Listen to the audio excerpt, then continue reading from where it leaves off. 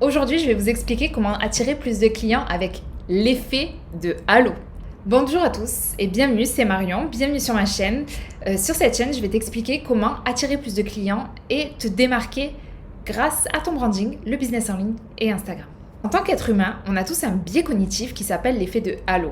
Et l'effet de halo, c'est quelque chose de super puissant, surtout dans un monde où l'image prime. L'effet de halo, en fait, c'est l'interprétation que l'on se fait de quelqu'un, interprétation positive ou négative, à partir de la première impression que l'on a de cette personne. En fait, c'est l'idée qu'on va se faire de quelqu'un à partir de quelques bribes d'informations que l'on a sur cette personne la première fois qu'on va la rencontrer. Souvent, l'effet de halo, ça se base en fait sur l'apparence vestimentaire, la tenue, l'image que renvoie cette personne.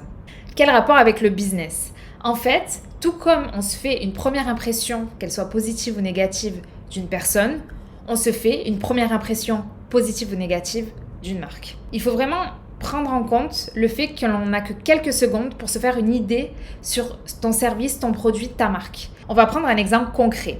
Imaginons que tu cherches un cours de yoga. Tu vas te rendre sur le compte Instagram de 2 profs de yoga différentes qui se trouvent dans ta ville.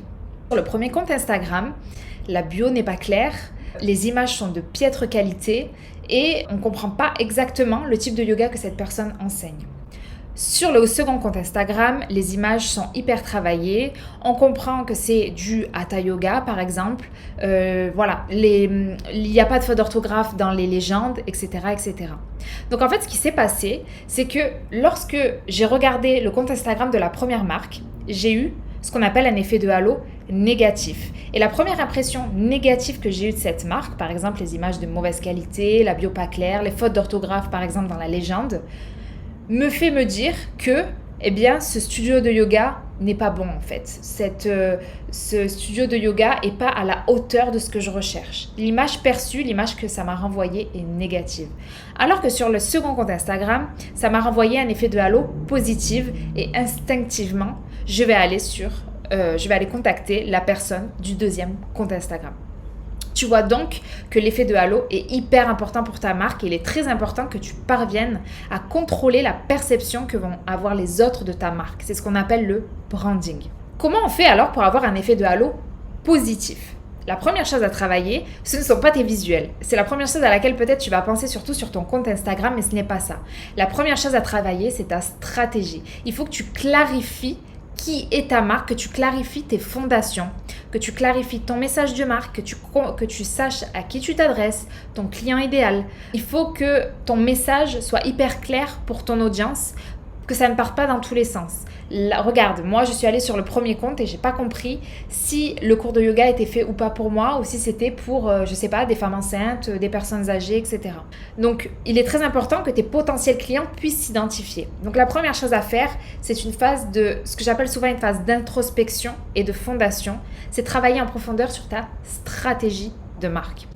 La deuxième chose, tu l'as bien compris, c'est ton univers visuel, ton identité visuelle. Donc ici, tu vas travailler ton univers, ton imagerie, les photographies que tu vas utiliser, les couleurs que tu vas utiliser, les typographies que tu vas utiliser, etc. Et il faut vraiment que tu te mettes dans la peau du client et que tu te demandes quelles émotions, quelles sensations tu veux que le client ressente quand il va être au contact de ta marque, au contact de tes visuels, par exemple sur ton compte Instagram.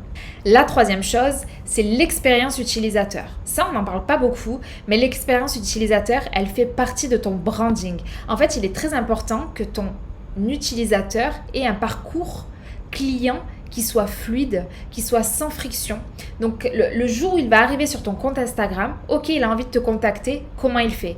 Il ne faut pas que ce soit compliqué pour lui de te contacter. Si il ne trouve pas directement comment prendre contact avec toi pour travailler avec toi, il va partir. Effet de halo négatif. En travaillant sur ces 3 aspects, ta stratégie de marque, ton identité de marque et ton expérience client, je mets entre guillemets la stratégie de contenu parce que là on ne parle pas d'Instagram, on parle de ta marque d'une manière générale.